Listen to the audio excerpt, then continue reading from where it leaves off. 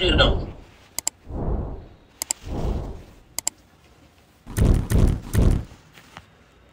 श्रीराम हृदय या स्तोत्राचं चिंतन गेले काही दिवस आपण करत आहोत. आणि काल आपण श्री हनुमंतरायांना सीतामाईंनी केलेला उपदेश हा पूर्णत्वानं बघितला.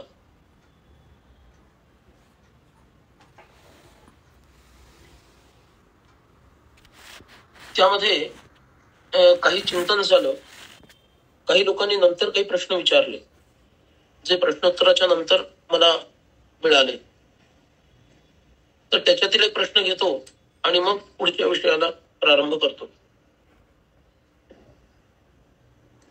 त्या प्रश्न एकाने असा विचारला की आपण तर सद्गुरूंना अनंत कोटी ब्रह्मांड नायक राजाधिराज सद्गुरुराज सच्चिदानंद सद्गुरू अमुक अमुक असं आपण म्हणतो. मग तिथं आपल्या आपल्या प्रिय असणाऱ्या संतांच्या नावाचा उल्लेख करतो.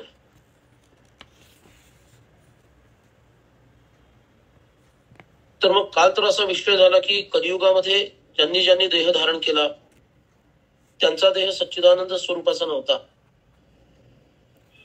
असं आपण काल देहाच्या बाबतीमध्ये बोललो. मग त्यांना आपण सच्चिदानंद सद्गुरू वगैरे वगैरे काय काय म्हणतो. मग ते चुकीचं आहे का, आणि जर बरोबर असेल तर ते कुठल्या संदर्भामध्ये बरोबर आहे. तर असा एक प्रश्न उपस्थित करण्यात आला. तो चांगला प्रश्न आहे, म्हणून त्याचा परामर्श आधी घेऊया आणि मग पुढच्या विषयाला लागूया. जेव्हा आपण अनंत कोटी ब्रह्मांड नायक राजाधिराज सद्गुरुराज सच्चिदानंद सद्गुरू आणि मग पुढे जे काही असेल ते म्हणतो, त्यावेळेला ते तत्व रूपामध्ये सच्चिदानंद स्वरूप आहेत असं म्हणतो, असं अभिप्रेत आहे. ते देह रूपामध्ये सच्चिदानंद असं जे पाहतो आपण, तर ही आपली चूक आहे. देह रूपामध्ये ते तसे नाहीये. अर्थात त्यांचा देह आपल्या देहापेक्षा अत्यंत पवित्र आहे आणि त्यांच्या रोमारोमामधून रामनाम निघतं,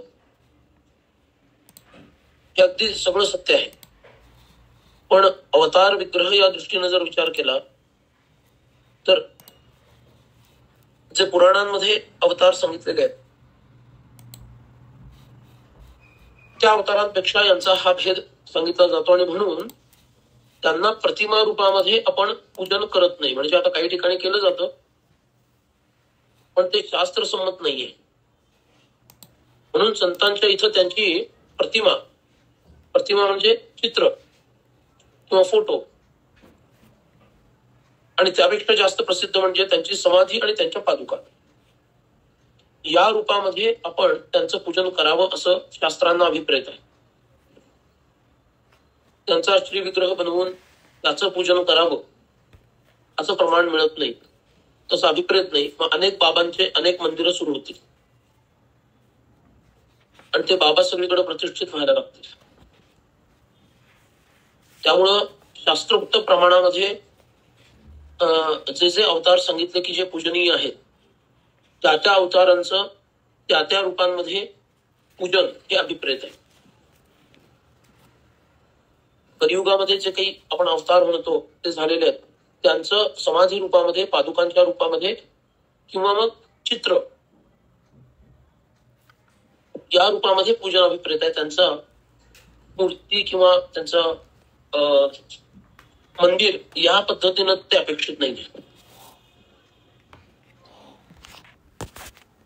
जसं आपण सज्जनगडावरती राम पंचायतन आहे, राम लक्ष्मण सीता मारुती, तर तिथे एक छोट्या समर्थांची मूर्ती आहे, तर ती तशी चालते मूर्ती रूपात, तशी चालते. पण राम पंचायतन मुख्य आणि खाली समाधी मंदिरच आहे, तिथं समाधी आहे, त्या रूपात ते चालतं. पण शक्यतो त्यांचा विग्रह रूपामध्ये पूजन न केलेलंच अभिप्रेत आहे. तर मग इतके बाबा आणि इतके काही होतील की हिंदू धर्माचा सगळा गोंधळ निर्माण होतो आणि मग कुणाकुणाचे मंदिर आणि काय काय असे सगळं थोडा प्रश्न निर्माण होईल. त्यामुळे जेव्हा त्यांना आपण सच्चिदानंद वगैरे म्हणतो तेव्हा ते तत्वरूपामध्ये सच्चिदानंद आहे, देह विग्रह रूपामध्ये ते सच्चिदानंद, जे सच्चिदानंद रसाचा तो त्यांचा म्हणजे ज्याला आपण उपादान कारण म्हणतो, तर उपादान कारण हे सच्चिदानंद रसात्मक आहे असं आपण मानू शकत नाही. ठीक आहे, तर असं त्या प्रश्नाचं उत्तर आहे. इथून आता आपण मुख्य विषयाकडे वळूया, ज्यामध्ये सीताबाईंनी श्री हनुमंतरायांना छान उपदेश केलाय. आणि हा उपदेश श्री रामराय कसे परिणामहीन आहेत आणि सगळी करती करबिती मी आहे आणि मिथ्या आरोप श्री रामचंद्रांवर जे परब्रह्म स्वरूप आहेत त्यांच्यावर मिथ्या आरोप लागतो असं सीताबाईंनी प्रतिपादन केलं. म्हणजे सगळं करणारी तीच आहे, रूप धारण करणारी तीच आहे, देह धारण करणारी तीच आहे, कर्तृत्व भाव सगळा तिचाच आहे, म्हणजे ईश्वर भाव सुद्धा तिचाच आहे, शासन नियमन हे सगळं तिचंच आहे. अशा पद्धतीनं सीताबाईंनी श्री हनुमंतांना उपदेश केलेला आहे. आणि त्यानंतर हा उपदेश पूर्ण झालेला सांगून पुन्हा मूळ कथेमध्ये श्री महादेव पार्वतीला म्हणतात, यानंतर साक्षात रामप्रभूंनीच हनुमंतांना उपदेश केलाय. 44वा श्लोक. ततो राम स्वयं प्राह हनुमंतम उपस्थितम शृणुतत्वं प्रवक्ष्यामि ह्यात्मानात्म परात्मना. श्री रामरायच आता समक्ष बोलायला लागले हनुमंतांना, जे तिथे उपस्थित आहेत. काय म्हणतायत, आता मीच तुला सांगतो, प्रवक्ष्यामि प्रतिपादित करतो, उलगडून सांगतो. काय तत्वाचा उलगडा आता मीच करतो. सगळं कर्तृत्व सीतेचं आहे हे तिनं सांगितलं, आता तत्वाचा उलगडा मीच करतो. शृणू, ते ऐक. आत्मा काय, अनात्मा काय,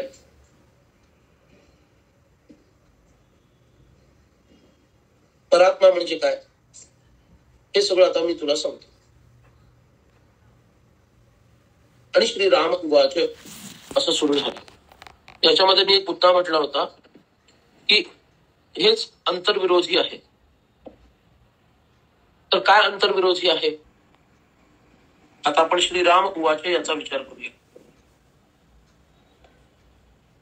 श्रीराम काय म्हणतात बघा, 45वा श्लोक.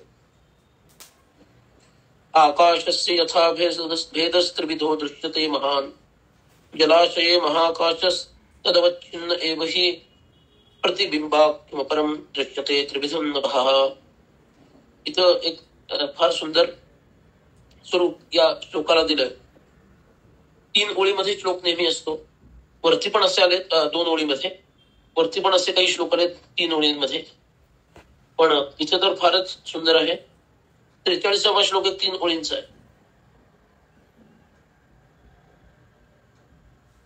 इथं 3 ओळींचा श्लोक काय माहितीये का, आकाशाचा त्रिविध भेद सांगितलाय आणि तो त्रिविध भेद 3 ओळींमध्ये व्यक्त केलेला आहे. एक काव्य सौंदर्य या दृष्टीनं सांगतो. आकाशस्य यथा भेदः त्रिविधः दृश्यते महान. आकाश किती आहेत, एकच आहे, पण भेद 3 आहे. आकाशाचे 3 भेद, महान म्हणजे जे मोठ्यातलं मोठं आकाश आहे इतकं ते मोठं आहे. त्या मोठ्या आकाशाचे 3 भेद दिसतात. जलाशये महाकाशस तदवच्छिन्न एव हि प्रतिबिंबाख्यमपरम दृश्यते त्रिविधम नभः. जसं एका मोठ्या जलाशयामध्ये आपण आकाश बघितलं तर त्याच्यामध्ये 3 भेद दिसतात. कोणते, पहिलं तर जे जलाशयामध्ये ज्याचं प्रतिबिंब पडलंय ते बिंबरूप आकाश. जलाशयामध्ये ज्याचं प्रतिबिंब पडलं आहे असं बिंबरूप असणारं आकाश जे आपल्या डोक्यावर असतं. दुसरं, जलाशयाचा संपूर्ण परिसर व्यापणारं आकाश. आणि तिसरं, त्या जलाशयावर प्रतिबिंबित झालेलं आकाश. अशा प्रकारे आकाशाचे 3 भेद आपल्याला दिसतात, ज्याला आपण कन्व्हेन्शनल वेदांत म्हणतो. त्यामध्ये दासबोध आणि अन्य ग्रंथांमध्ये घटमठ महत असं सांगितलं 3 भेद. समर्थांनी 4 भेद सांगितले, पण एक भेद निरुपाधीचा आहे, त्यामुळे तोही 3 भेदामध्ये आपण अंतर्निहित करू शकतो. कारण इथं जे श्रोते आहेत त्याच्यातल्या बऱ्याचशा श्रोत्यांनी दासबोधाचा अभ्यास केलेला आहे, त्यामुळं त्यांनाही कदाचित शंका येऊ नये म्हणून सांगतोय. पहिलं असतं ते घटाकाश, दुसरं असतं ते मठाकाश, तिसरं असतं ते महदाकाश, आणि समर्थांनी चौथं सांगितलं चिदाकाश. तर 3 आकाशांचा विचार करू. चिदाकाशाचा फक्त उल्लेख करतो, कारण इथं त्रिविध आकाशाचा उल्लेख आहे. घटाकाश म्हणजे काय? एका भांड्यामध्ये असणारी पोकळी, एका भांड्यामध्ये असणारी पोकळी किंवा आकाश म्हणजे घटाकाश. मठाकाश म्हणजे ते भांड ज्या घरात, ज्या खोलीमध्ये, त्यामध्ये असणारं आकाश, हे मठाकाश. पण तो मठ, ती खोली, ते घर हे या प्रचंड विश्वामध्ये आहे, म्हणून विश्वाला व्यापून असणारा आकाश ते महदाकाश. आणि समर्थांनी सांगितलं चिदाकाश. चिदाकाश याचा अर्थ या 3ही उपाधीं व्यतिरिक्त असणारा आकाश. जिथं घटपण नाही, जिथं मठपण नाही, जिथं ब्रह्मांड किंवा महत पण नाही, या 3ही उपाधीं व्यतिरिक्त असणारा आकाश, त्याला समर्थांनी चिदाकाश असं नाव दिलं. पण इथं 3 आकाशांचा विचार आहे, तर आपण या स्तोत्रातील संदर्भानुसार पुढे जाऊया. तर घटामध्ये जे आकाश आहे, त्या भांड्यामध्ये जे आकाश आहे, स्पेस आहे, ती मठातल्या आकाशापेक्षा वेगळी आहे का? नाही ना. त्या खोलीमध्ये जे आकाश आहे त्याचाच एक अंश, त्याचाच एक भाग म्हणजे त्या घड्यामध्ये असणार, त्या भांड्यामध्ये असणारी पोकळी आहे, स्पेस आहे, आकाश आहे. त्याचप्रमाणे त्या खोलीमध्ये असणारं आकाश किंवा त्या घरामध्ये असणारं आकाश हे जगामधल्या आकाशापेक्षा वेगळं आहे का? मुळामध्ये नाही. जगातल्या आकाशाचा एक अंश त्याच्यामध्ये, फक्त उपाधींच्या योगानं आपण त्याला ते नाव दिलं. या तीन गोष्टींच्या उपाधींच्या अपेक्षेनं आपण त्याला घटाकाश, मठाकाश, महदाकाश असं नाव दिलं. तो या श्लोकातील आकाशानुसार पहिलं महान आकाश, दुसरं महाकाश म्हणजे जलाशयामध्ये पसरलेलं, आणि तिसरं प्रतिबिंबाख्य आकाश. आकाश आहे एक, भासते 3 पद्धतीत. त्यामुळं एक असलं तरी अनेक भासणं हा प्रकृतीचा स्वभाव आहे. आहे एक, भासतं अनेक. ठीक आहे, हा प्रकृतीचा स्वभाव, हे प्रकृती करते. म्हणून ते सच्चिदानंद रूप आहे एक, पण ते अनेकत्वानं दाखवणं हा या प्रकृतीचा स्वभाव आहे. म्हणून संतांना वासुदेवच सर्वमुखी समहात्मा असुदुर्लभः भगवद्गीता सांगते.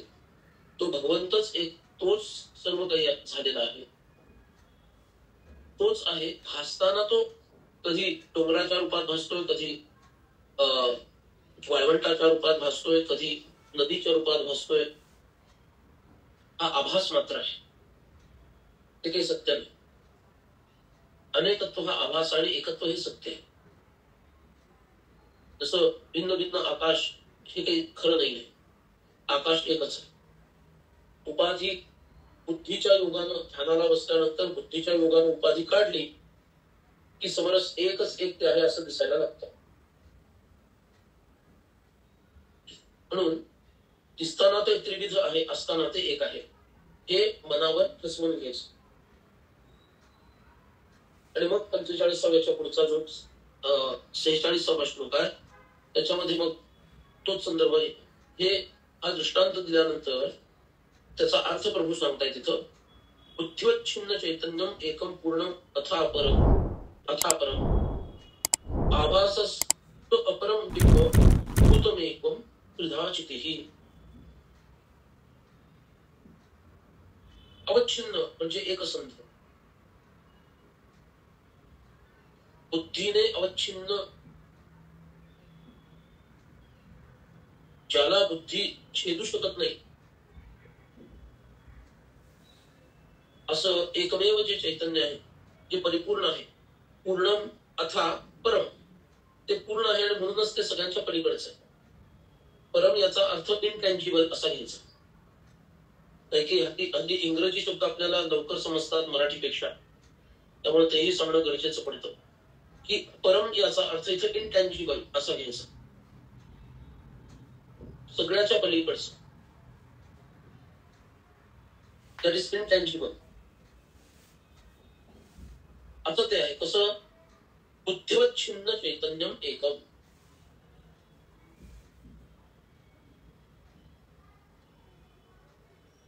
बुद्धी ज्याचा भेद करू शकत नाही. बुद्धीचा स्वभाव काय माहितीये का, बुद्धीला भेदन शक्ती आहे आणि मानवी बुद्धीमध्ये भेदन शक्ती आहे. हा योग वासिष्ठाचा महत्वाचा सिद्धांत आहे. योग वासिष्ठाचा जो योग आहे तो योग हा या भेदन शक्तीवर आधारित आहे. बुद्धीची भेदन शक्ती, पहिला भेद, त्याच्यानंतर अभेद, म्हणजे आधी व्यतिरेक नंतर अन्वय, आणि अन्वयानं सिद्धांताची स्थापना. पण त्याच्यासाठी आधी भेद खूप करावा लागतो, भेदन शक्ती खूप पाहिजे, म्हणजे बारीक बारीक तुकडे करणे, त्यालाच अनालिटिकल मेथड असं म्हणतात. That is analytical method. आपली बुद्धी अनालिटिकल आहे, संतांची बुद्धी सिंथेटिक आहे. संत समग्र रूपामध्ये सगळं बघतात. एक सोपं उदाहरण सांगतो समजायला सोपं म्हणून, ते वेदांतातलं नाहीये पण समजायला सोपं म्हणून सांगतो. जेव्हा वाल्मिकी ऋषींनी ब्रह्मदेवांच्या आज्ञेवरून रामायण रचना प्रारंभ केली, ती काही वर्ष चालली आणि ती रचना पूर्ण झाली, त्याचा एक विशेष आनंद त्यांना झाला की ही रचना तर ब्रह्मदेवांच्या कृपेनं, त्यांच्या आशीर्वादानं पूर्ण झाली. आता ही शिकवायला पाहिजे कुणाला तरी, कुणाला बरं शिकवावं म्हणून ते ध्यान लावून बसलेले असताना एकदम त्यांना आतून प्रेरणा झाली की डोळे उघड. आणि त्यांनी डोळे उघडले आणि दोन अद्भुत सुंदर अशी बालकं बिंबोत्थित, म्हणजे रामरायांच्या समोर दोन आरसे ठेवावे आणि त्या दोन आरशांमध्ये रामरायाची दोन प्रतिबिंब दिसावीत, तसे राम विग्रहापासून उत्पन्न झालेले दोन प्रतिबिंब रूप असणारेच कुश आणि लव, हे दोन सुंदर बालक त्यांच्या समोर त्यांना दिसली. ते गुरुजींना भेटायला आली होती. गुरुजी काय करतायत, आता ध्यान करतायत का जप करतायत, काय चाललंय त्यांचं बघूया तरी, म्हणून ती मुलं तिथे गेली होती.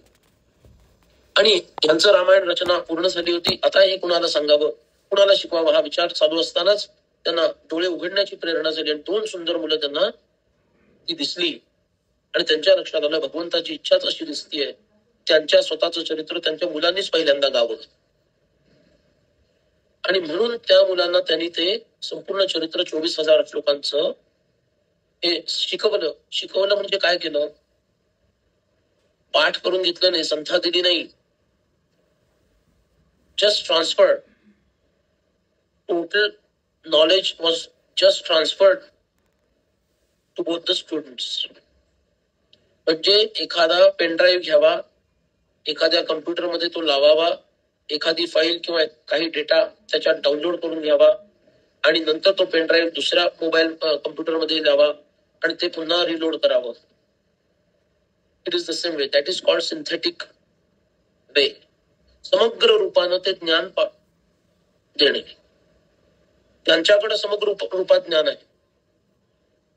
आपले गुरुजी काय करतात, समजा तुम्हाला एखादं स्तोत्र शिकवायचं किंवा चला हे राम हृदय शिकवायचं आणि एक उत्तम गुरुजी तुम्हाला प्राप्त झाले, त्यांच्याकडे ते समग्र रूपामध्ये 56 श्लोकांचं ज्ञान आहे, राईट, ते पूर्ण आहे. तुम्हाला शिकवताना 56च्या 56 श्लोक एका दिवसात धडाक्यात शिकवून दिले, जमेल का? नाही. ते श्लोक ब्रेक करावे लागतील. त्यांचा ब्रेक करून कदाचित एक श्लोक पण एका वेळेला जमणार नाही, पण त्याचे दोन ओळी सांगावे लागतील. त्याही जमणार नाही. अर्धा करून म्हणजे एक चरण सांगावं लागेल. याला म्हणायचं भेद, तुकडे करणे. आणि असे तुकडे करून ते तुकडे रिअसेंबल करणे तुमच्या ब्रेन मध्ये, आणि ते रिअसेंबल झाल्यानंतर पुन्हा ते समग्र रूपामध्ये तुम्हाला प्राप्त करून देणे. यांच्याकडे समग्र रूपामध्ये आहे, ते त्यांनी डिसेंबल करायचे, एक पार्ट द्यायचा, तो पार्ट तुम्ही ग्रहण करायचा आणि नंतर त्याला रिअसेंबल करायचं. हे समग्र रूपामध्ये तुम्हाला ज्ञान झालं. आमची बुद्धी कशी आहे, भेदाशिवाय तिला कळत नाही, तिला डिव्हिजन्स केल्यानंतरच कळतं. हे मानवी बुद्धीचं वैशिष्ट्य म्हणा, मर्यादा म्हणा, काही म्हणा. That is called analytical method किंवा भेद बुद्धी. आणि ती भेद करण्याची तीव्रता जेवढी जास्त, तेवढं जास्त समग्रपणे आपल्याला कळतं, सोपं होतं कळायला. पण इथं काय म्हटलेलं आहे, बुद्धिवच्छिन्न चैतन्य.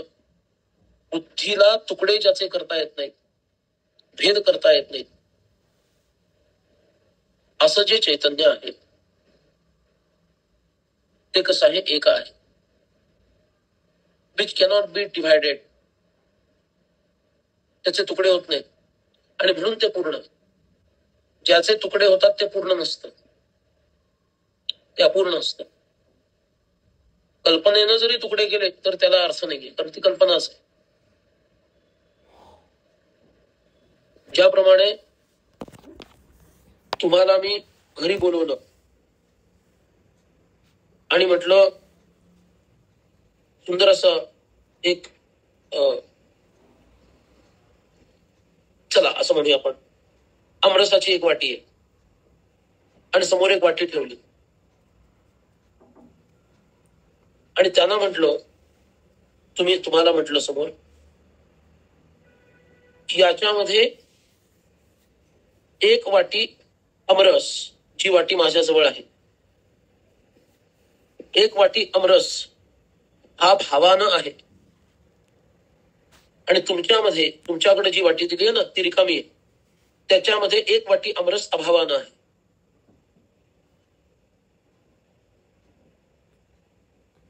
दोन्हीकडे आमरस आहे. फरक काय आहे, माझ्या वाटीतला आमरस हा भाव रूपामध्ये आहे आणि तुमच्या वाटीतील आमरस हा अभाव रूपानं आहे. तेव्हा तुम्ही तुमच्या वाटीतील आमरस पिऊन तृप्त व्हा, मी माझ्या वाटीतील आमरस पिऊन तृप्त होतो.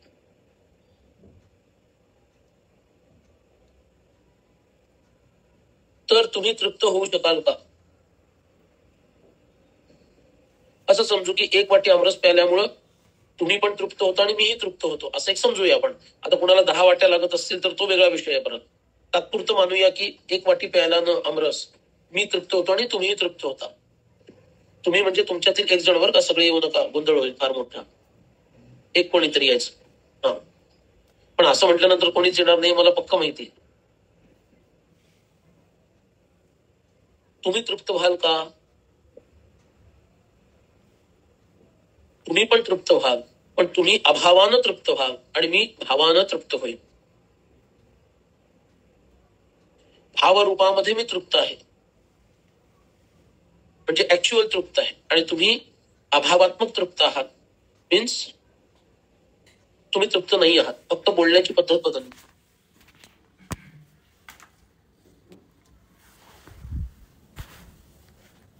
त्या वाटीतील अर्धा रस तुम्हाला काढून दिला तर तुम्ही अंशतः तृप्त व्हाल आणि मीही अंशतः तृप्त होईल.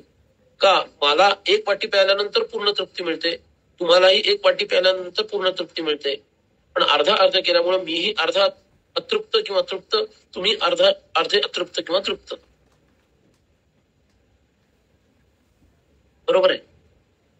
हे जसं आपण समजून घेतो त्याप्रमाणे बुद्धीला भेद केल्याशिवाय ग्रहण करता येत नाही. तुमच्या वाटीत अभावानं आमरस आहे याचा अर्थ तुम्ही तो ग्रहण करू शकत नाहीये, आणि माझ्या वाटीत तो भावानं आहे याचा अर्थ मी तो ग्रहण करू शकतो.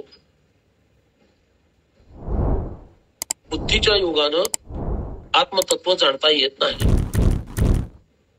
बुद्धीला बाजूला सारून अहम बुद्धीमध्ये आणि बुद्धी आत्म्यामध्ये जेव्हा तद्रूप होते तेव्हाच भावात्मकता प्राप्त होते. तोपर्यंत अभाव आहे.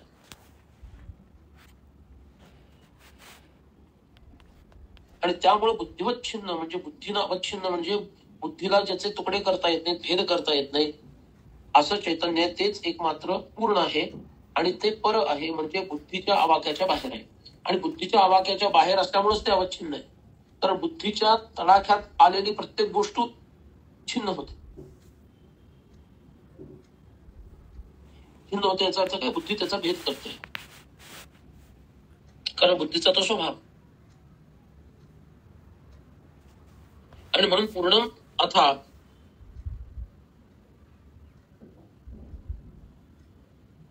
ते पलीकडचं आहे. पण पुढं काय म्हटलं? आभासस्त्वपरम. आभास हा तू अपरम, पण आभास जो आहे ना तो मात्र अपर म्हणजे अलीकडचा आहे. बिंबभूतम एवं त्रिधा क्षितिः. मुळात बिंबभूत जे आहे त्याचा आभास प्रतिबिंबित होतो, त्याला प्रतिफलित होणं असं म्हणतात. वेदांताच्या भाषेमध्ये प्रतिबिंब हे प्रतिफलित होतं. म्हणून बिंब जे आहे, बिंबभूत जे एकच आहे ना ते एकच आहे, पण आभास मात्र अपर अलीकडचा असल्यामुळं तो त्रिधा होतो. जो वरच्या आकाश या आकाशाचे जे 3 भेद सांगितले त्या 3 भेदामध्ये जसं ते आभासाच्या प्रभावाखाली येतं त्यावेळेला काय होतं, त्याचे 3 भेद होतात असं सांगितलं. म्हणून ते बुद्धीला गोचर होतं, बुद्धीच्या आवाक्यात ते येतं. आणि बुद्धीच्या आवाक्यात एकदा ते आलं की मग बुद्धी त्याचे तुकडे करते, आणि बुद्धी तुकडे करून ते समजून घेण्याचा प्रयत्न करते, आणि नंतर ते समग्रतेनं पाहण्याचा प्रयत्न करते. पण सिंथेटिक वे किंवा ज्याला आपण भेदन पद्धतीच्या किंवा पृथक्करणात्मक पद्धतीच्या विरुद्ध ज्याला आपण एकात्म पद्धती म्हणतो किंवा सिंथेसिस ज्याला म्हणतो, किंवा ज्याला साकल्यानं पाहणं म्हणतो किंवा समग्र रूपात पाहणं म्हणतो, त्याच्यामध्ये असे भेद होत नाहीत. त्याच्यामध्ये प्रत्यक्ष डाउनलोड होत,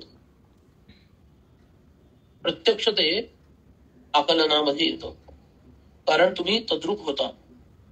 आणि त्या तद्रूपत्वाच्या प्रभावामुळेच तुम्हाला ते संपूर्ण आकलनामध्ये येतं.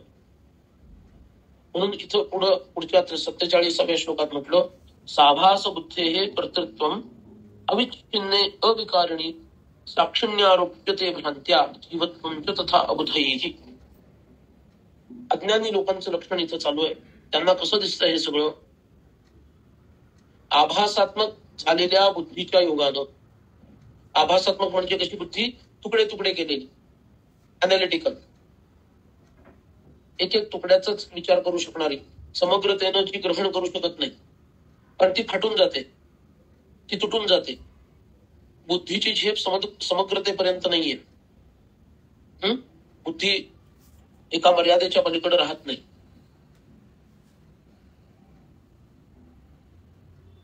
साभास बुद्धेः कर्तृत्वम् अविच्छिन्ने अविकारिणी. मग ती काय करते बुद्धी? तिला जेवढं कळलेलं आहे तेवढंच सत्य मानायला लागते. जे अविच्छिन्न आहे, अविच्छिन्न म्हणजे ज्याच्यामध्ये अवयव उत्पन्न करता येत नाही, ज्याला सावयवत्व नाहीये. अवयव आले की भेद आला. तसं आपल्याला अवयव आहेत, हात, पाय, डोकं, नाक, कान, तोंड, हे वेगळे वेगळे अवयव आहेत. याचा अर्थ काय? अनेकत्व आहे, बरोबर. पण जे अविच्छिन्न आहे म्हणजे जे समग्र आहे, ज्याच्यामध्ये सावयवत्व नाहीये, ज्याच्यामध्ये डिव्हिजन्स करता येत नाहीत, पार्ट्स त्याचे सेपरेट काढता येत नाहीत, असे जे अविच्छिन्न आहेत अविकारिणी, ते विकाराच्या पलीकडे आहे. ते सावयवत्व नसल्यामुळेच तर ते अविकार आहे, विकार विरहित आहे. त्याच्यामध्ये कोणताही विकार नाहीये. अशामध्ये कर्तृत्वाची भावना बुद्धी आणते का, तर तिला जेवढं पाहता ते तेवढंच ती पाहते. म्हणजे जुनं ते उदाहरण सगळ्यांना माहिती आहे, हत्तीचं उदाहरण जे आहे जुनं. 4-5 आंधळे हत्तीला बघायला गेले. एकाच्या हातात सोंड लागली, एकाच्या हातात कान लागला, एकाच्या हातात पाय लागला, एकाच्या हातात शेपूट लागली. बरोबर आहे ना? आणि प्रत्येकाने सांगितलं हत्ती असा आहे, हत्ती असा आहे. पण कुणाचंच म्हणणं बरोबर नाही. सगळे भांडायला लागले. का? याला सोंड मिळाली, त्याला शेपूट मिळालं, याला पाय मिळाला, याला कान मिळाले. मतामतांचा गलबला कोणी पुसेना कोणाला, जो जे मती सापडला तयास तेची मान्य. हे जे समर्थानी दासबोधात लिहिलेलं आहे, तो मतामतांचा गलबला कशामुळे होतो? बुद्धीच्या समग्र ग्रहण करण्याच्या अपात्रतेमुळे होतो. म्हणून ज्याला जेवढं कळलं तेवढंच सत्य आहे असं तो म्हणतो. ज्याला हत्तीचा कान सापडला तो हत्ती सुपासारखा आहे म्हणतो, पाय सापडला तो खांबासारखा आहे असं म्हणतो. पण हत्ती सुपासारखाही नाहीये, हत्ती खांबासारखाही नाही.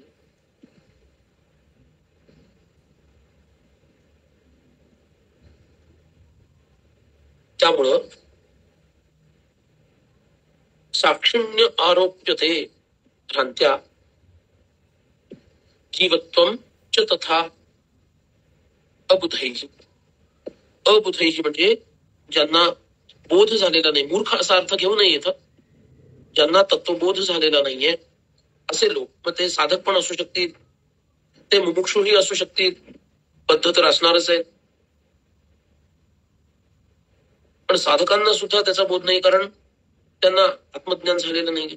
मुमुक्षूंना त्याचा बोध नाही, कारण त्यांना आत्मज्ञान झालेलं नाही. म्हणून अबुधैः, ज्यांना ते तत्वबोध तो झालेला नाहीये ना, त्यांना काय वाटतं, जास्तीत जास्त ते कुठेपर्यंत झेप मारतात? साक्षी भावापर्यंत झेप मारतात. तो साक्षी रूपामध्ये आहे असं ते म्हणतात.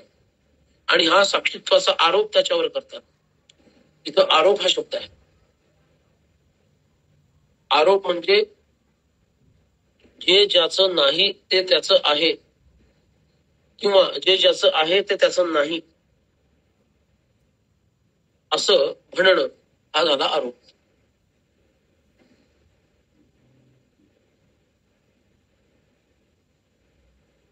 त्याच्यावर आरोप होतो. काय? साक्षिण्य आरोप्यते भ्रांत्या. ते भ्रमिष्ट होतात, म्हणजे मायेच्या प्रभावाखाली ते जातात आणि त्यांना भ्रांती होते, भ्रम प्राप्त होतो. आणि साक्षी भावामध्ये ते जीवभावाची कल्पना करतात. म्हणून हे रामहृदय किंवा अध्यात्म रामायण हे अद्वैत वेदांताचा ग्रंथ आहे असं का म्हणतात?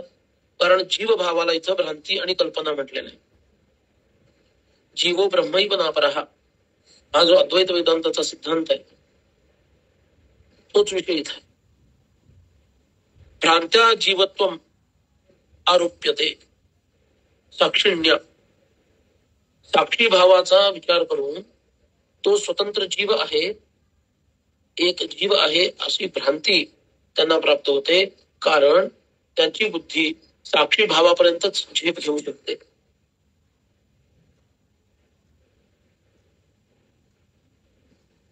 इथं बुद्धी हा शब्द का आलेला आहे?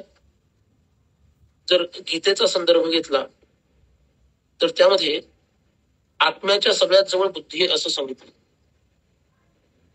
इंद्रियाणि पराण्याहुः इंद्रियेभ्यो परं मनः, मनसस्तु परा बुद्धिः यो बुद्धेः परतः तु सः. देहाच्या सापेक्षतेनं इंद्रिय ही पलीकडची म्हणजे सूक्ष्म आहे. इंद्रियाणि पराणि आहुः, इंद्रियांपेक्षा इंद्रियेभ्यो परम मनः, मन हे इंद्रियांपेक्षाही अधिक सूक्ष्म म्हणजे पलीकडचं आहे. बियॉन्ड द रेंज ऑफ इंद्रियास इज मन, beyond the range of body is इंद्रिय. मनसस्तु परा बुद्धी, बुद्धी ही मनाच्याही पलीकडची. बुद्धी कशी आहे? मनाच्या पलीकडची आहे. आणि त्या बुद्धीच्या पलीकडे कोण आहे?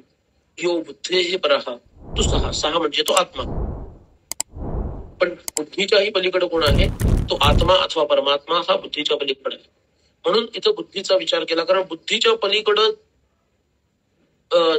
आपल्याकडं अशी कोणतीही व्यवस्था नाहीये, फॅकल्टी नाहीये की जी सेन्स करू शकते.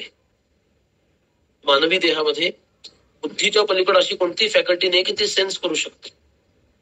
बुद्धी सगळ्यात सूक्ष्म आहे. बुद्धीच्या पलीकडे काही कळत नाही. माझ्या बुद्धीच्या बाहेरची गोष्ट आहे असं आपण म्हणतो ना कधी कधी. मी तर हात वर केले बाबा, ते मला काही झेपत नाही, ते माझ्या बुद्धीच्या बाहेरचा विषय आहे. का? कारण बुद्धी हीच गोष्ट अशी आहे की जी सगळ्यात टॉपची आहे, सगळ्यात वरची आहे. त्याच्या पलीकडे आमच्याकडे दुसरं कुठलंही इन्स्ट्रुमेंट नाही की त्याच्या योगानं आम्ही काहीतरी निर्णय घेऊ शकतो. म्हणून इथं 46व्या आणि 47व्या श्लोकामध्ये बुद्धी पुढे 48व्या मध्येही आहे, बुद्धीचा विचार मांडलेला आहे. त्यामुळे वेदांतामध्ये मन, अहंकार, बुद्धी, चित्त याचा विचार सातत्याने येत राहतो.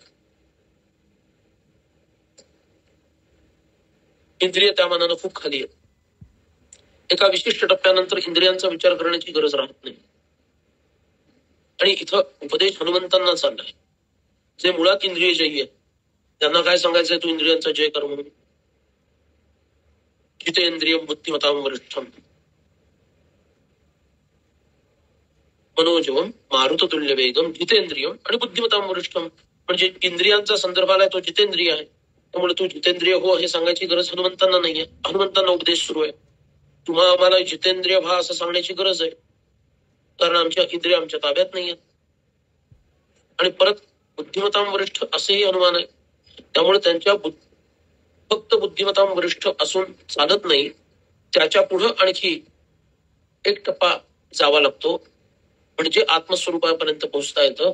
हेच रामराय ह्या माध्यमातून सांगतायत की तुझी अद्भुत बुद्धी आहे, तरी सुद्धा ती बुद्धी राजनीतीमध्ये उपयुक्त ठरेल, धर्मकारणामध्ये उपयुक्त ठरेल, ती बुद्धी व्यवहारामध्ये तर नक्कीच उपयुक्त ठरेल, पण परमार्थामध्ये ती बुद्धी पुरेशी नाही.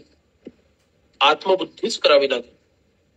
जोपर्यंत आत्मबुद्धी होत नाही, म्हणजे बुद्धी elevated in to the Atman, बुद्धीचं elevation जोपर्यंत आत्म्यामध्ये होत नाही आणि ती आत्म्याशी तदाकार जोपर्यंत होत नाही, तोपर्यंत जीवदशा जात नाही. कारण बुद्धीचा परमोत्कर्ष कुठपर्यंत आहे? साक्षीभाव. त्या साक्षीभावापर्यंत बुद्धीचा राईज आहे.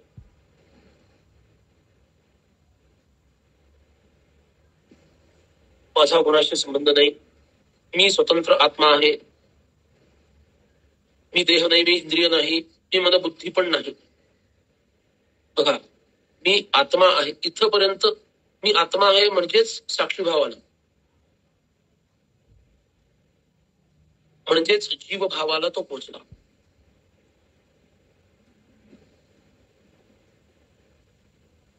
याच्याही पलीकडं खरा वेदांत आहे. तिथंच अद्वैत आहे.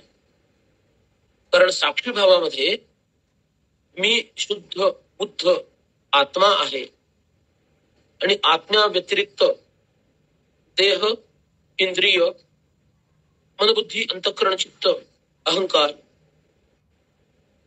प्राण, तन्मात्रा यांच्या सहित सर्व विश्व ब्रह्मांड हे मी नाही. हे वेगळं आणि मी वेगळं. आणि मी वेगळा म्हणताना मी आत्मा या रूपानं वेगळा आहे. माझ्या आतीलच आतापर्यंत जे मन होतं, चित्त होतं, अहंकार होता, बुद्धी होती, इंद्रिय होती, देह होता, देहाचे तन्मात्र म्हणजे हे सगळे विषय होते, हे सर्व सुद्धा मी नाही. इथपर्यंत तो पोचतो आणि यालाच जीवभाव म्हटलंय. आणि म्हणून म्हटलं भ्रांत्या जीवत्वम, तो भ्रमानच मी जीव आहे, जीवदशेला प्राप्त होतो. भ्रमानच तो जीव या अवस्थेला प्राप्त होतो. का? तो साक्षिण्य भावामध्ये राहतो. अरे हा जीवभाव सुद्धा आमच्यापेक्षा आमच्या सध्याच्या अवस्थेच्या दृष्टीनं फार पुढचा आहे. आणि रामराय म्हणतात हा जीवभाव पण अलीकडचा भ्रांती म्हणतात ते. साक्षिण्य आरोप्यते भ्रांत्या जीवत्वम च तथा अबुधई. हा जीवभाव सुद्धा काय आहे? बुद्धिहीनतेचं लक्षण आहे.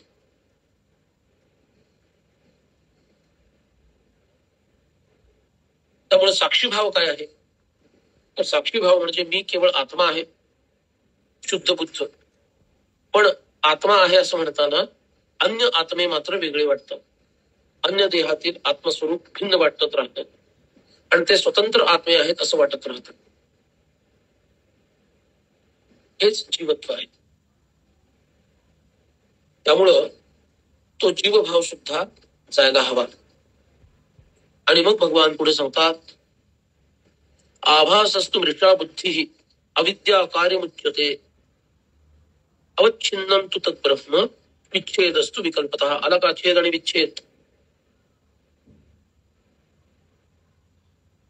जे अवच्छिन्न आहे तेच ब्रह्म आहे, ज्याचा भेद होत नाही, ज्याचे तुकडे होत नाही, ज्याचे अवयव पडत नाहीत, विच इज इनडिव्हिजिबल, तेच ब्रह्म आहे. विच्छेदस्तु विकल्पतः. आणि त्या ब्रह्मामध्ये जणू काही विच्छेद झाला आहे असं मला वाटायला लागतं.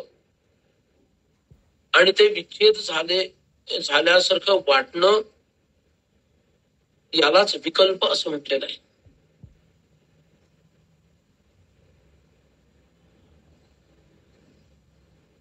त्यालाच भ्रांती असं म्हटलेलं आहे.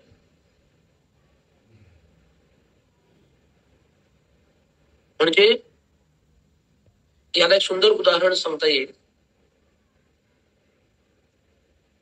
जे तुम्हालाही व्यवहारात माहितीये पण तिकडं वेदांताच्या दृष्टीनं आपण बघत नाही.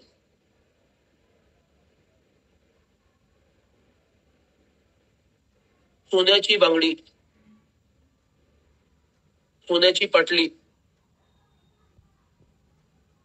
सोन्याचे कर्णफुलं, सोन्याचं मंगळसूत्र, सोन्याचा गोफ, सोन्याचा केयूर, सोन्याची कुंडल, सोन्याचा तोडर, सोन्याचं कड, सोन्याचे बाजूबंद, सोन्याच्या अंगठ्या, सोन्याचा कंबरपट्टा, इतकंच कशाला सोन्याचं जानवं, सोन्याच्या माळा, इतके आणि याच्याहून अनेक असतील असे इतके अलंकार असतात. तुम्हा आम्हाला काय दिसतं? अलंकार दिसतात. सोनाराला काय दिसतं? सोनं दिसतं.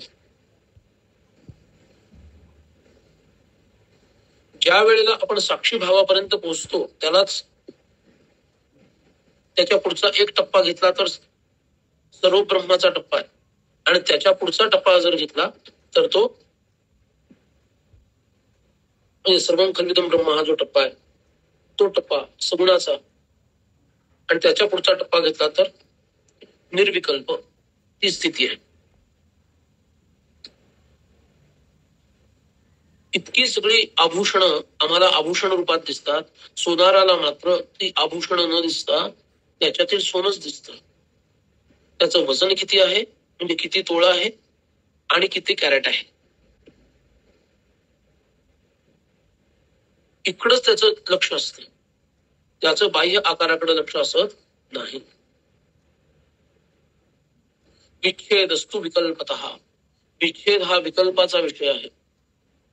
सोनार कुठल्या कॅरेटचं किती तोळ्याचं सोनं आहे हे बघून त्याची किंमत करतो. तो एक असं मानू कर्णावळ नगण्य आहे असं समजूया. गणिती भाषेमध्ये त्याला लिमिट टेंड्स टू 0 असं म्हणतात. गणिताचे विद्यार्थी कोणी असतील तर त्यांना कळेल. लिमिट टेंड्स टू, तो बाण असतो खाली 0. कर्णावळ म्हणजे लिमिट टेंड्स टू 0 असं समजा. कर्णावळीचे काही फार मूल्य नाही आहे असं समजा. तो विशिष्ट अलंकार बनवण्यासाठी जी काही कर्णावळ लागत असेल म्हणजे मजुरी, तर तो काही विशेष त्याचा नाही असं समजा तात्पुरतं, म्हणजे आपल्याला सिद्धांत कळायला सोपं जाईल. तर काय आहे की पाटली आहे म्हणून तिचा इतका रेट, आणि हा केयूर आहे म्हणून त्याचा इतका रेट, आणि हे पैंजण आहे. आता सोन्याचं नसतं पैंजण, आपण तोडर म्हणू. तोडर त्याचा इतका रेट, कड सोन्याचं आहे त्याचा इतका रेट, असं नसतं. सोन्याचं कॅरेट आणि सोन्याचं वजन किती तोळे याच्यावर त्याचा रेट ठरतो. ती बांगडी आहे म्हणून आणि पाटली आहे म्हणून त्याचा रेट नाही ठरत. आम्ही विकल्पाकडे बघतो, सोनार अवच्छिन्न असणाऱ्या सोन्याकडे बघतो. त्याची दृष्टी इतकी स्पष्ट झालेली असते की त्याला जणू काही तो अलंकार दिसतच नाही, त्याला सोनच दिसतं. त्याच्यातील वरच्या आकाराचा म्हणजे अलंकाराच्या नावाचा विकल्प नष्ट झालेला असतो. त्याच्या बुद्धीला फक्त सोनच दिसत असतं. तीच अवस्था संतांची आणि आमच्या बुद्धीची आहे. आमची बुद्धी विच्छेदस्तु विकल्पतः विच्छेदानं भरलेली आहे, म्हणजेच वैकल्पिक झालेली आहे, विकल्पाला पाहणारी सगळी. संतांची बुद्धी त्या सोनारासारखी अवच्छिन्न अशी आहे. अवच्छिन्नम तू तत् ब्रह्म. अभेद, कारण आम्ही वेगळ्या वेगळ्या अलंकारांमध्ये भेद बघतोय, पण आमचं लक्ष पहिल्या शब्दाकडे नाही. म्हणताना आम्ही काय म्हणतोय, सोन्याची पाटली. म्हणताना आम्ही म्हणतो सोन्याचे कुंडल. म्हणताना आम्ही म्हणतो सोन्याचा तोडा. आमचे शब्द आम्ही बोलत असताना दोन दोन शब्द एकेका अलंकारासाठी वापरतो, पण आपण महत्व दुसऱ्या शब्दाला देतो, सोनार पहिल्या शब्दाला देतो. हाच बुद्धीतला भेद आहे. आम्ही म्हणताना म्हणतो सोन्याचाच तोडर आहे, सोन्याचंच कुंडल आहे, पण कुंडलाला महत्व देतो, तोडराला महत्व देतो. सोनार कुंडलाच्या तोडराला महत्व देत नाही, तो सोन्याचा या शब्दाला महत्व देतो. What is the common in all these ornaments? Golden. सोन्याचा हा शब्द एक समान आहे आणि पुढचे शब्द हे भिन्न आहेत. जे समान आहे, जे सामान्य आहे, जे सामायिक आहे, तिकडं संतांची दृष्टी जाते. आमचं जे विशेष आहे, भेदयुक्त आहे, म्हणजेच वैकल्पिक आहे, इकडं आमची दृष्टी तुमच्या आमच्यासारख्या लोकांची, जे बहिर्मुख लोक आहेत, तुमच्या आमच्यासारख्या लोकांची दृष्टी तिकडे जाते.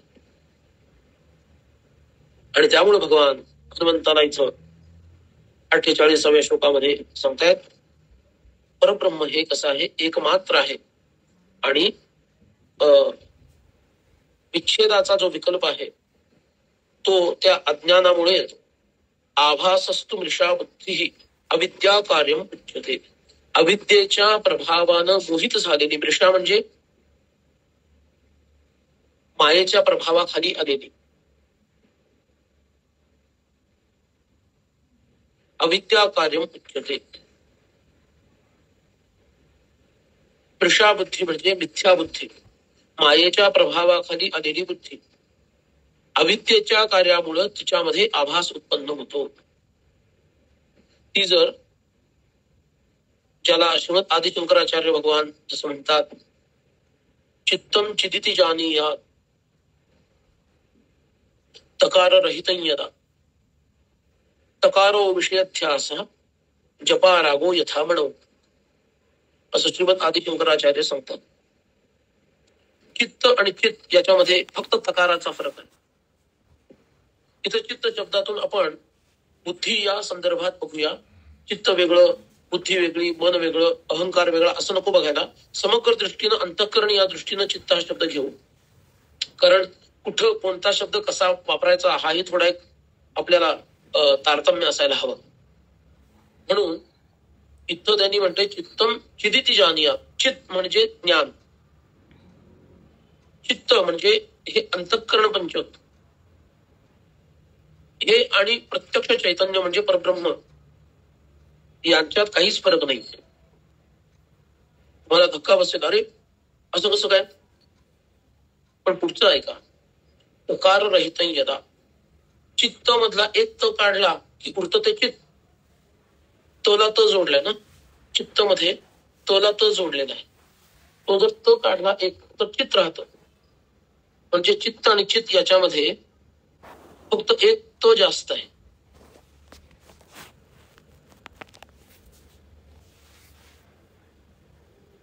तो जास्त कशाचा आहे? चकारो विषय ध्यास, विषयांचा अध्यास झालेली म्हणजे आभास असतो. विषया बुद्धी म्हटले ना, तर तो आभास कशाचा आहे? विषयांचा अध्यास म्हणजेच बहिर्मुखता. हा जो अध्यास आहे, जो आभास आहे, तोच एक जादाचा त आहे. ज्याप्रमाणे जपा पुष्प म्हणजे तांबडं भडक असणार असं जास्वंदीचं फूल एका रंगहीन असणाऱ्या स्फटिकाच्या जवळ ठेवलं तर तेवढ्या वेळापुरता तो स्फटिक लाल भडक दिसायला लागतो पाहणाऱ्याला. का? तर त्या जपा पुष्पाचा म्हणजे जास्वंदाच्या फुलाचा प्रतिबिंब रंग त्याला चढतो. चढतो म्हणजे त्याला चढलाय असं वाटतं.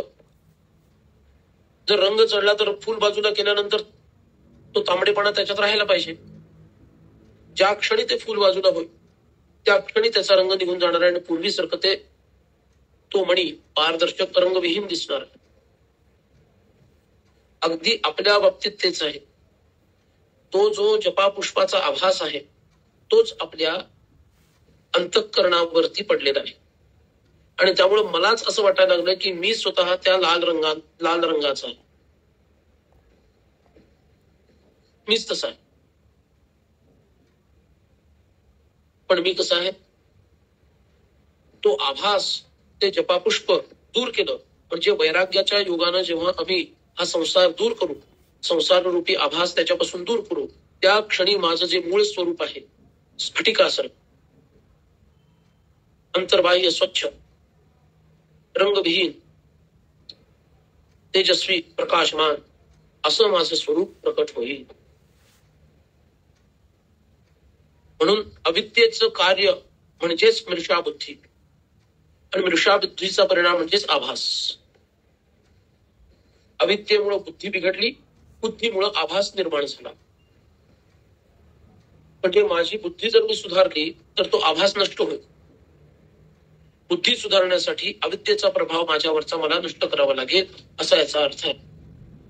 कारण अविद्येचं कार्य बघा, अविद्या कार्यम उच्यते. काय? अविद्येचं कार्य असं बोललं जातं. पण काय? कृष्णाबुद्धी, बिघडलेली बुद्धी, वक्र झालेली बुद्धी, सत्य पाहू न शकणारी बुद्धी हे अविद्येचं कार्य आहे. आणि अशी सत्य न पाहू शकणारी बुद्धी तिचं कार्य काय आहे? आभास हा तू. आभास हे तिचं कार्य आहे. म्हणजे अविद्येच्या कार्यरूपामध्ये माझी बुद्धी ही बाधित झाली आणि बाधित झालेल्या बुद्धीच्या प्रभावामुळं मला जिथं परब्रह्म दिसायला हवं तिथं जग दिसायला लागलं, आभास दिसायला लागला. आणि म्हणून जोपर्यंत माझी बुद्धी भेद बघतीये, डिव्हिजन्स पाहतीये, तोपर्यंत तो विकल्प आहे. जेव्हा ती अभेद होऊन जाईल म्हणजे वासुदेवच सर्वमिती असं ती पाहायला लागेल. नाना देही देव एक विराजे.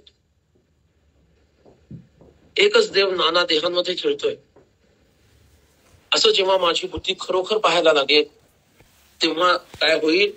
त्यावेळेला तिच्यातील आभास नष्ट झालेला असेल. का आभास नष्ट झाला असेल? कारण मी अविद्येचं मूळ नष्ट केलं आणि विद्येची कास धरली. तेव्हा हे होणं शक्य आहे. हा विषय उरलेला आपण अधिक उद्या पाहूया. आणि आता काही प्रश्नोत्तर घेऊया. प्रश्नोत्तर प्रारंभ करायला हरकत नाही.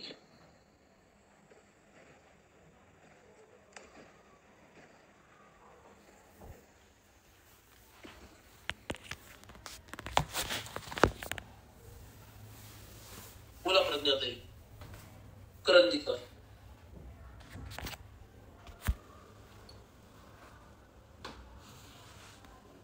हा प्रज्ञाताई करंदीकर बोला. साक्षी भावाचे जे टप्पे सांगितले तुम्ही ते एकदा परत सांगाल का? साक्षीण्य आणि साक्षी भावाचं एक्सप्लेन करताना. साक्षी भावामध्ये आपण देह म्हणजे माझा देह, आतापर्यंत ज्याला मी म्हणत होतो, माझा देह, माझी इंद्रिय, माझं मन, माझे चित्त, माझा अहंकार, माझी बुद्धी, माझे पंचप्राण, माझ्या अंतःकरणाचे पंचतन्मात्रा, शब्द, स्पर्श, रूप, रसगंध, हे जे सगळं आहे त्याच्या सहित बाह्य संपूर्ण जगत, या सगळ्यांचा मी साक्षी आहे. I am just an observer. द्रष्टा आहे, म्हणजेच मी आत्मा आहे. हा जो भाव आहे याला साक्षी भाव असं म्हटलेलं आहे. म्हणजे माझ्या खेरीज सगळं भिन्न. हे तर आता आपल्याला अनुभव आलाय, पण कशासहित? माझ्या देहासहित मला अनुभव आला नाहीये. माझ्याशिवाय म्हणजे ही जी आकृती आहे, जी आरशासमोर उभी राहिल्यानंतर ज्याचं बिंब, म्हणजे आरशासमोर उभं राहिल्यानंतर आरशात दिसणाऱ्या प्रतिबिंबाचं जे बिंब आहे, आरशामध्ये मी उभा राहिल्यानंतर आरशात पडलेल्या प्रतिबिंबाचं जे बिंब म्हणजे तो जो आहे तो मी असं मी मानतोय ना. त्याच्या व्यतिरिक्त सगळं माझ्यापेक्षा भिन्न आहे असं मी मानतोय. तो तसं मानत नाही. तो ह्याला पण वेगळं मानतो, इंद्रियांनाही वेगळं मानतो, मन, बुद्धी, चित्त, अहंकार, प्राण, तन्मात्रा सगळ्यांनाच माझ्यापेक्षा भिन्न मानतो. आणि ह्याच्या बाहेरचं तर सगळं आहेच परत भिन्न. आणि त्याला साक्षी भावानं पाहतो. भिन्न मानतोय तर झालं, तर आपणही मानतो, ह्याच्या बाहेरच्याला तर भिन्न मानतोच आपण, आपल्यापेक्षा भिन्न आहे. पण साक्षी भावानं पाहतो म्हणजे मी तटस्थ आहे. I am just an observer. I am just a seer. मी फक्त द्रष्टा आहे, पाहणार आहे. आणि हे सगळं दृश्य आहे बाहेरचं, त्याचा माझा काही संबंध नाही. मी फक्त साक्षी आहे. त्याचा माझ्याशी संबंध नाही, माझा त्याच्याशी. हा जो भाव आहे याला साक्षी भाव आणि याला जीवभाव असं म्हटलेलं आहे. आणि हा जीवभाव सुद्धा आता आपल्या दृष्टीनं ही अवस्था पण फार पुढची आहे, कारण आता आपल्याला ती अवस्था आलेली नाहीये. पण भगवान श्रीराम हनुमंतरायांना म्हणतात ती अवस्था सुद्धा अपर आहे, खालच्या स्तराची. तुला ती अवस्था पार करून पुढे जायचं. म्हणून त्याला भ्रांत्या जीवत्व असं म्हटलेलं आहे. आणि अबुध असं म्हटलेलं आहे, म्हणजे ज्यांना बोध नाही झाला तत्वाचा ते साक्षी भावापर्यंत येऊन थांबतात असं ते म्हटलं. आणि मग साक्षी भावाचा पुढचा टप्पा तुम्ही काहीतरी परब्रह्म सगुण असं सांगितलं होतं. साक्षी भावानंतर सर्व ब्रह्म हे सांगितलं. म्हणजे त्याला साक्षी भावासहित माझ्यासहित सर्वत्र ब्रह्मस्वरूप आहे असं दिसायला लागतं. अच्छा. माझ्या अंतर्बाह्य सर्वत्र ब्रह्मच आहे. वासुदेव सर्वमिती स महात्मा सुदुर्लभ, अशी अवस्था त्याला प्राप्त होते. अच्छा अच्छा. म्हणजे कंकर कंकर में शंकर बसते है, ती अवस्था. पण तीही अंतिम अवस्था नाहीये. त्याच्याही पलीकडे सर्वच नाहीये, फक्त ब्रह्मा. त्याला सन्मात्र म्हटलं, त्याला चिन्मात्र म्हटलं, त्यालाच आनंद मात्र म्हटलं. याच्या आधीच सन्मय, चिन्मय, आनंदमय आहे. का? सर्व आहे आणि ते चैतन्यानं भरलेलं आहे. सर्व आहे आणि ते सत्न भरलेलं आहे. सर्व आहे आणि ते आनंदानं भरलेलं आहे. सर्वं खंडितम ब्रह्म, ही अवस्था. पण सर्व आहे ना, म्हणजे अजून निर्विकल्प अवस्था आलेली नाही, सविकल्पच आहे. बरोबर. पण ती साक्षी भावाच्या पुढे. आणि त्याच्या पुढे गेल्यानंतर सर्व पण राहत नाही, फक्त ब्रह्म राहतो. म्हणून ते सन्मात्र, चिन्मात्र, आनंद मात्र. ओके ओके, कळलं, समजलं. थँक्यू, धन्यवाद. श्रीराम. येस, श्रीराम.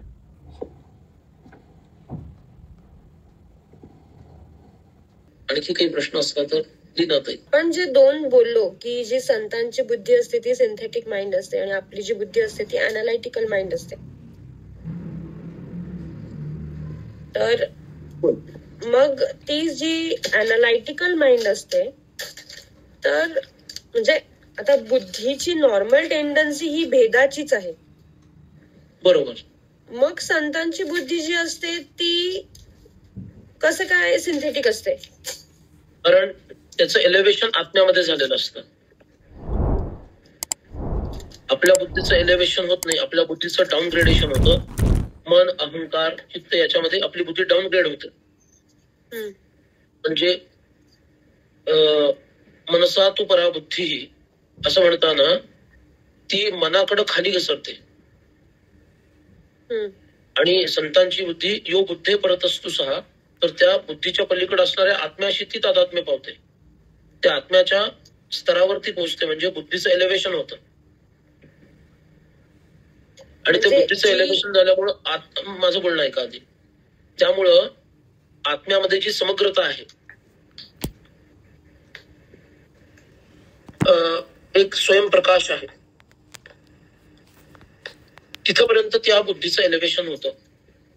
आणि त्यामुळं ती सिंथेटिक होते, ज्याला आपण पूर्ण म्हणतो किंवा साकल्यानं झालेली बुद्धी असं म्हणतो.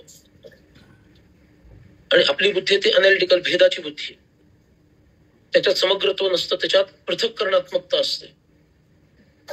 म्हणून आपली पृथक्करणात्मक किंवा अनॅलिटिकल बुद्धी आहे. आणि संतांची बुद्धी काय झालेली आहे, एलिव्हेट झाल्यामुळं ती अन्वयाची किंवा साकल्यानं पाहण्याची बुद्धी, हे त्याचं कारण आहे. म्हणजे आता ह्याच्यातनं असा अर्थ यायचा की आपली बुद्धी जी आहे ती एखाद्या गोष्टीला ब्रेक करून बघते आणि संतांची बुद्धी जशी आहे तशीच त्याला घेते आणि ट्रान्सफर करते. जशी आहे तसं समग्रतेनं ते ग्रहण करते. आणि तसंच ते करू शकतात. डिव्हिजन्स करून पुन्हा रिअसेंबल करणं हा प्रकार त्याच्यात नाही. शुभा कुलकर्णी.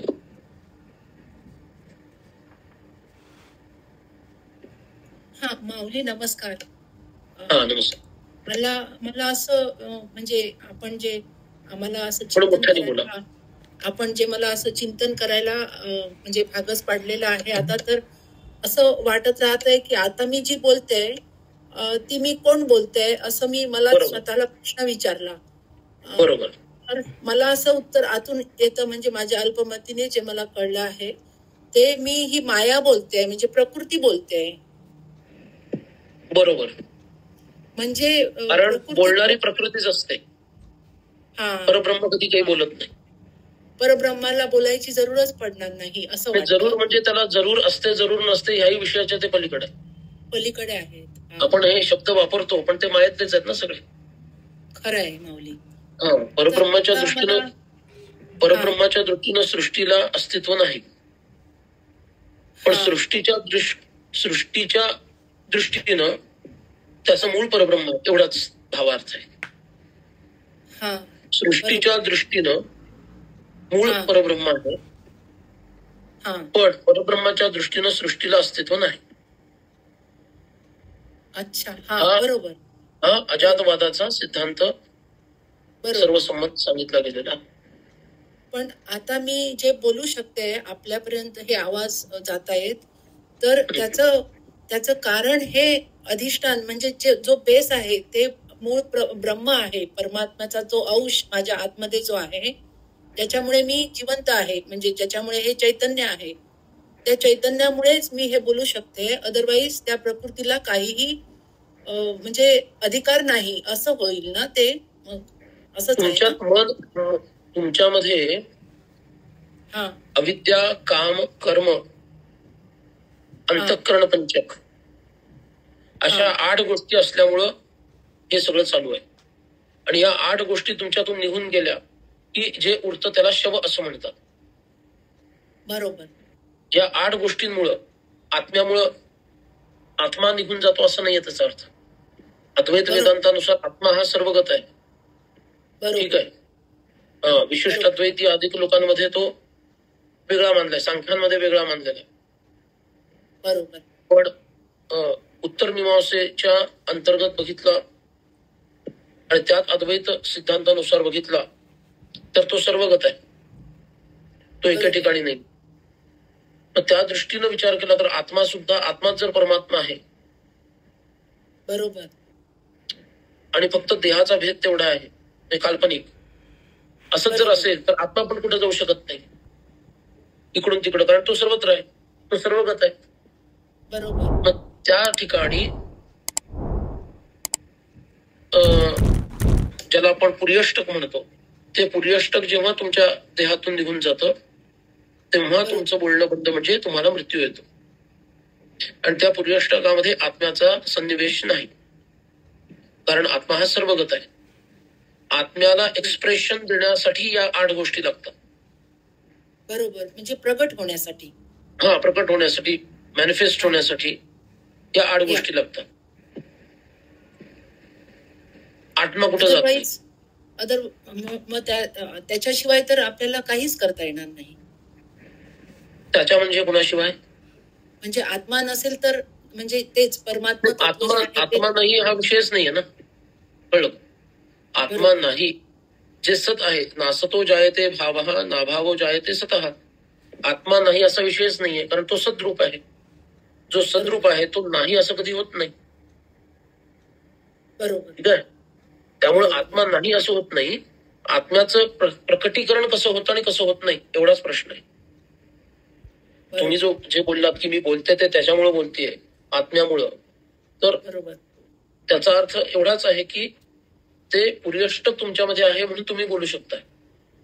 ते पुर्यष्टक तुमच्या देहातून गेलं बरोबर. की आत्मा असून सुद्धा, कारण आत्मा सर्वत्रच आहे, तर तो त्या शवामध्ये पण आहे ना. बरोबर. एखादं शव असेल तर शवामध्ये तेवढा आत्मा नाही आणि बाकीच्या सगळ्या बाजूनं तो आहे, असं काही त्याला काही अर्थ नाही. शवाच्या अंतर्बाह्य पण आत्मा आहेच की. जर आत्मा सर्वगत आहे, सर्वत्र आहे, सम आहे, कारण आत्माच परमात्मा आहे, हे जर हा सिद्धांत जर मानायचा झाला तर तो शवामध्ये आत्मा नाही असं कसं म्हणतायत? शवात आहेच की आत्मा. पण त्या आत्म्याला मॅनिफेस्ट करण्यासाठी, प्रकट करण्यासाठी ज्या 8 गोष्टी लागतात, त्या 8 गोष्टी तिथं नाही आहेत, म्हणून ते शव झाले. बरोबर. अविद्या, काम, कर्म आणि अंतःकरण पंचक, त्याचबरोबर कर्मेंद्रिय पंचक, ज्ञानेंद्रिय पंचक, तन्मात्र पंचक आणि पंचप्राण, या 8 गोष्टी नसल्यामुळं त्या शवाला जिवंत असताना ज्या गतिविधी करता येतात त्या गतिविधी करता येत नाहीत. शवामध्ये पण आत्मा ओतप्रोत भरलेला आहे. ज्या आत्म्याला आपण परमात्म्याशी जोडतोय तो आत्मा. बरोबर. हे आधी स्पष्ट व्हायला पाहिजे. कारण आत्मा हा शब्द देह या रूपानेही बोलला जातो, कधी कधी मनाच्या रूपानं आत्मा हा शब्द वापरला जातो, कधी आत्मा हा शब्द ज्याला खऱ्या अर्थानं वेदांत आत्मा म्हणतो त्या अर्थाने वापरला जातो, कधी बुद्धीच्या रूपात वापरला जातो. त्यामुळं फार मोठं कन्फ्युजन होतं. तर आत्मा तोच परमात्मा हे ज्याला म्हणतात, तो जो आत्मा आहे तो शवामध्येही जसाच्या तसाच विद्यमान असतो, कारण तो कुठं हलतच नाही, तो जाऊ शकत नाही कुठं. बरोबर. ठीक आहे. ठीक आहे माऊली. हे लक्षात घ्यायला पाहिजे. मग जो जातो, आपलं शरीर सोडून तो जीवात्मा जातो. म्हणून जीवात्मा हा शब्द वापरला की परत कन्फ्युजन होतं. आत्मा येतो ना त्याच्यात शब्द, म्हणून पुर्यष्टक हा शब्द वापरायचा. म्हणजे आत्म्यापासून ते वेगळं आहे, कारण जीवात्मामध्ये परत आत्मा शब्द आहे. बरोबर. आपल्याला कन्फ्युजन होतं किंवा हा कोणता नवीन आत्मा आता आला परत. आपला तो शब्द कुठला आहे माऊली? पुर्यष्टक. पुर्यष्टक. हा, पुर्यष्टक. अच्छा. हा, हे पुर्यष्टक त्याच्यातून निघून जात. ओके. जीवात्मा शब्द तुमचा अगदी बरोबर आहे, पुर्यष्टकाला जीवात्मा असं म्हणतात, पण आत्मा शब्द आल्यामुळे परत कन्फ्युजन होतं, म्हणून पुर्यष्टक म्हटलेलं जास्त चांगलं. जास्त चांगलं. मला बोला. ते पुर्यष्टक थोडं एक्सप्लेन करता. अविद्या, काम, कर्म, अंतःकरण पंचक, पंचक, अंतःकरण पंचक, तन्मात्र पंचक,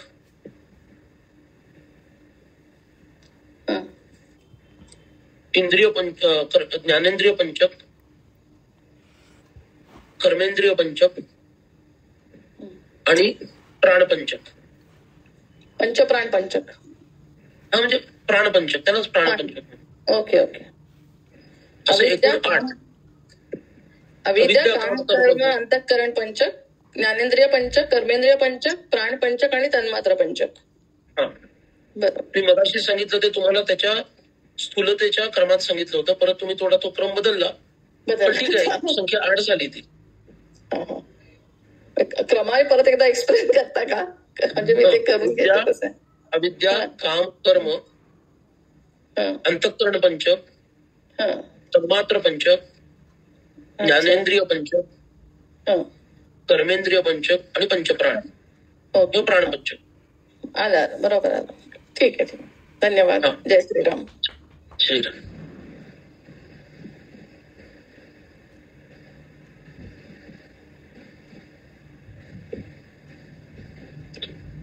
ठीक आहे, तर आज आपण इथे थांबू आणि उद्या बरोबर 9:15 वाजता पुढचे श्लोक प्रारंभ करू. शुभरात्री. जय जय रघुवीर समर्थ.